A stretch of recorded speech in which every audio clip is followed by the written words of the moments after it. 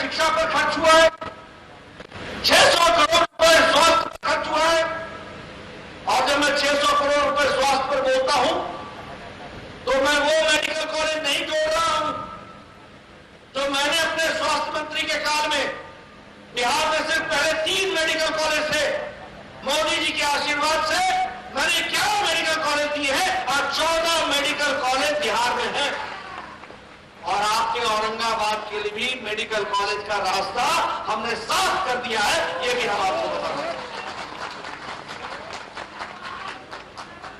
इसलिए मित्रों, अगर मैं बात करूं सड़क की तो लगभग 13,000 करोड़ रुपए नॉर्मल रोड पर खर्च हुआ, हाईवे पर 54,000 करोड़ रुपए खर्च हुआ, बिजली पर 16,000 करोड़ रुपए खर्च हुआ, रेलवे में 8,870 करोड़ खर्च हुआ, डिजिटल इंडिया में 490 करोड़ रुपए खर्च हुआ।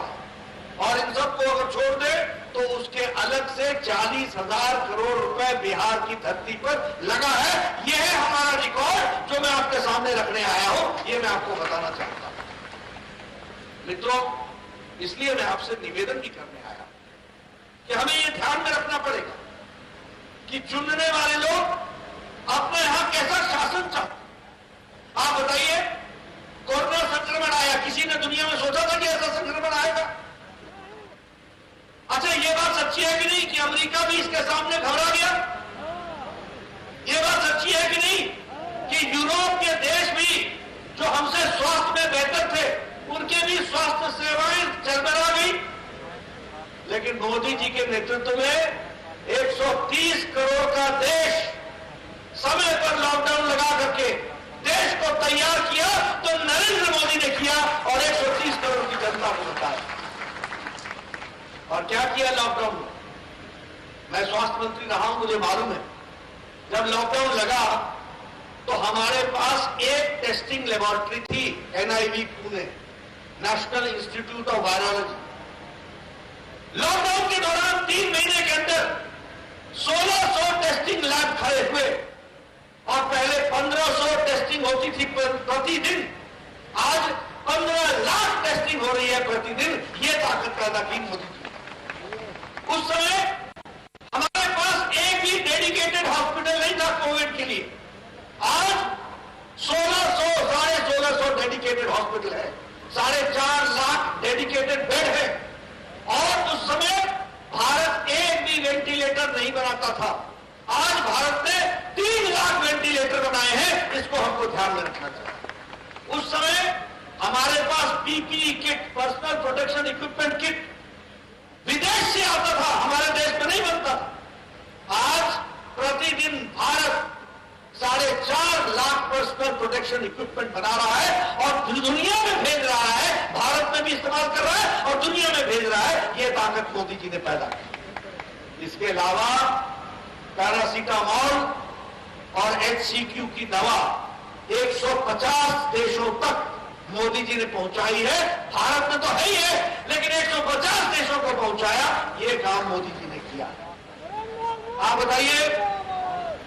बताइए ये सच है कि नहीं है कि मार्च महीने से लेकर छठ तक 80 करोड़ की जनता को 5 किलो गेहूं या 5 किलो चावल और 1 किलो दाल देने का काम मोदी जी ने किया कि नहीं किया?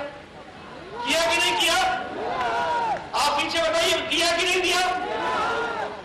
यह है मोदी जी का किसान के प्रति, गरीब के प्रति, वंचित के प्रति समर्पण। आप बताइए, मोदी जी एक समय बोलते थे कि नहीं कि जनधन में खाता खोलो, बोलते थे कि नहीं बोलते थे?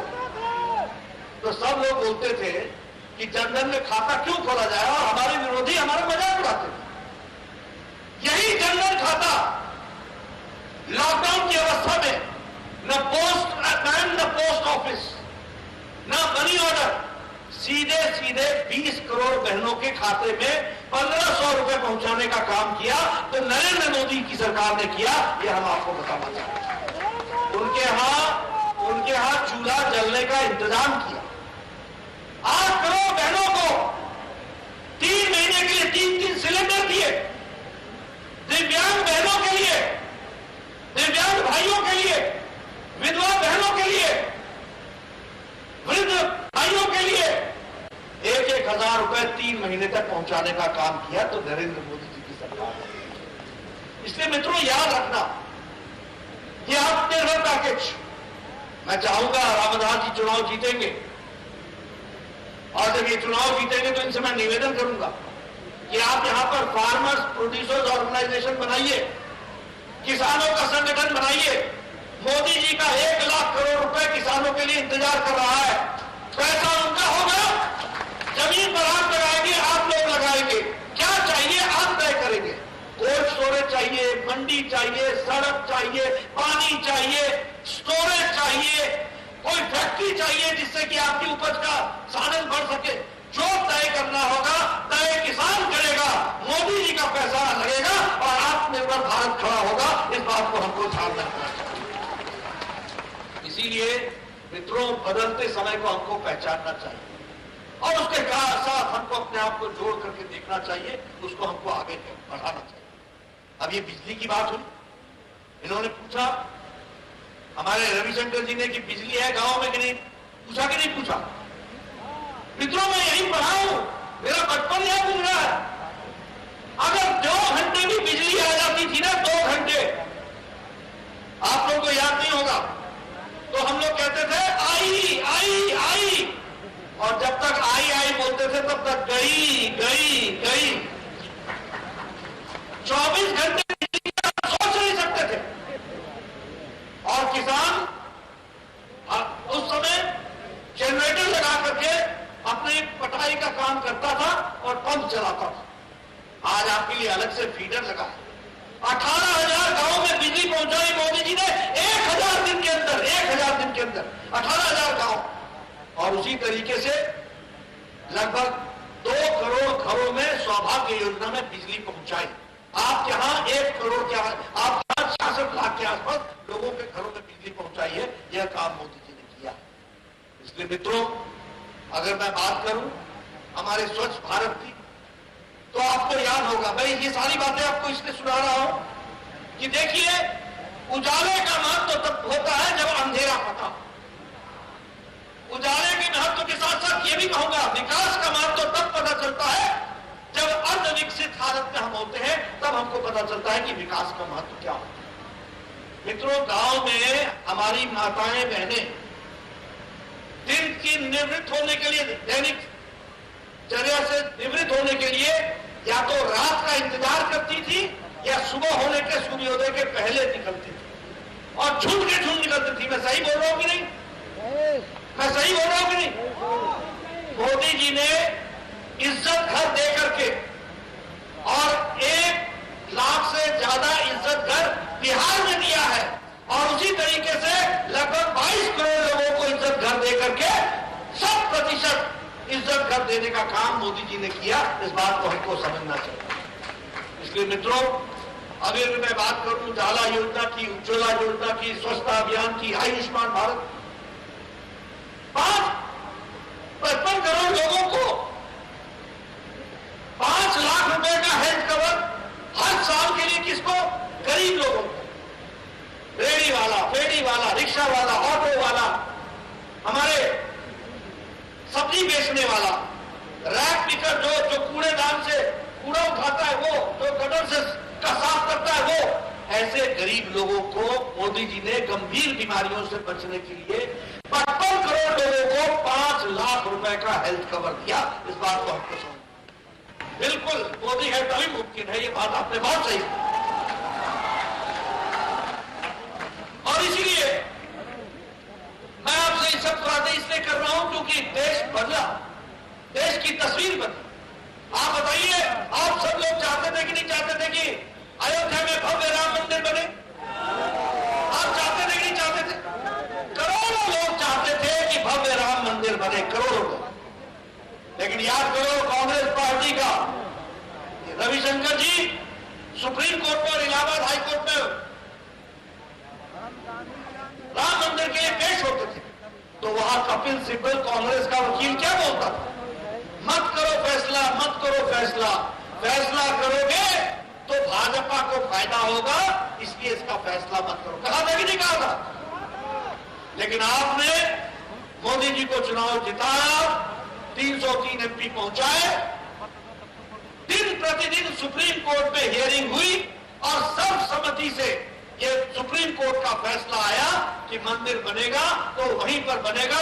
मोदी जी ने शिलान्यास किया, अब भव्य राम मंदिर वहां बन रहा है। इसको हम लोग ध्यान रखना चाहिए और ये सभी समाज के लोगों को साथ लेकर के ये फैसला हुआ है, इस बात को समझना चाहिए। उसी तरीके से आप बताइए, एक देश में दो निशान, दो विधान, दो संविधान नहीं चलेगा, ये हम कहते थे कि नहीं कहते थे? कहते थे कि नहीं कि कश्मीर से कन्याकुमारी तक भारत एक है? कहते थे कि नहीं? लेकिन धारा 370 बीच में अड़ंगा था कि नहीं था? आपने बीजेपी एनडीए को जिताया, मोदी जी को ताकत दी और रविशंकर जी सभी लोगों को आपने जिता करके भेजा। आपने इनकी उंगली में ताकत दी और इन्होंने 6 अगस्त को लोकसभा में वो बटन दबा करके धारा 370 को धाराशाही कर दिया। ये ताकत आपने दी, इसको आप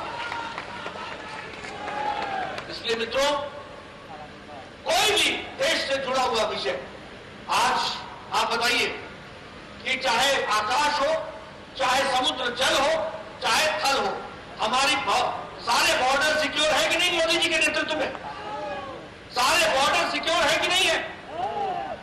आपको पता है पिछले 6 साल में मोदी जी ने अरुणाचल प्रदेश से लेकर के गलवान तक 4700 किलोमीटर की 4 लेन वाली सड़क, सारे महीने सारे मौसम चलने वाली सड़क बना करके दे दी है, ताकि कभी भी पहुंचना हो बॉर्डर पर तो हमारी सेनाएं बिना देर किए पहुंच सकती है। इस ताकत को उन्होंने किया। उसी तरीके से लगभग 14,000 मीटर के पुल बने, डबल पुल। पहले जो पुल होते थे वो एक तरफ से ट्रैफिक आती थी तो दूसरे तरफ की ट्रैफिक को रोक लेना पड़ता था, अब डबल। और सब जगह अभी पिछले महीने हमारे मोदी जी ने अटल टनल का उद्घाटन किया। 9 किलोमीटर की टनल है ये, और ये मनाली से ले जाने में 4.5 घंटे की बचत होती है। 40 किलोमीटर बचता है और 4.5 घंटे बचते हैं मनाली पहुंचने के लिए। इस तरीके की व्यवस्था की। मित्रों, ये सारी बातें मैं आपके सामने इसलिए रख रहा हूं कि मोदी जी के नेतृत्व में तो देश आगे बढ़ ही रहा। बिहार में भी जब से एनडीए के साथ नीतीश कुमार जी का काम करने का काम शुरू हुआ, तीव्र गति पकड़ी, हर दृष्टि से पकड़ी। चाहे हाईवे ले लो, चाहे आप बिजली ले लो, चाहे सड़क ले लो, चाहे आप कोई विकास के विषय ले लो। मैंने आपके सामने बताया कि मैंने इस छोटे से अवधि में 2 all India institute of medical sciences, पहले तो all India institute of medical sciences Patna चल नहीं रहा था, उसको चलाया, और दूसरा दरभंगा में मेडिकल कॉलेज भी दिया, all India institute of medical college दिया, साथ में 11 मेडिकल कॉलेज नए दिए, 8 सुपर स्पेशलिटी ब्लॉक दिया। ये काम किया, इससे विकास की नई गाथा लिखी गई। क्या आप चाहते हैं कि इस गाथा में कोई अरंगा आए? आप चाहते हैं कि इस विकास में कोई अरंगा आए? अगर आप नहीं चाहते हैं, विकास चाहते हैं, तो एक ही रास्ता है, और वह रास्ता है कि एनडीए के कैंडिडेट्स को आप विजय हासिल कराएं, उनको चुनाव जिताएं, रामधास जी को भी जिताएं, हम पार्टी को भी जिताएं, बीएपी को भी जिताएं, जदयू को भी बचाएं, सबको जिताएं। चुनाव इस बात की आपको कोशिश करें। और मैं आपके सामने इसलिए बोल रहा हूं कि जब मैं देखता हूं आरजेडी के कैंडिडेट के बारे में या आरजेडी के बारे में,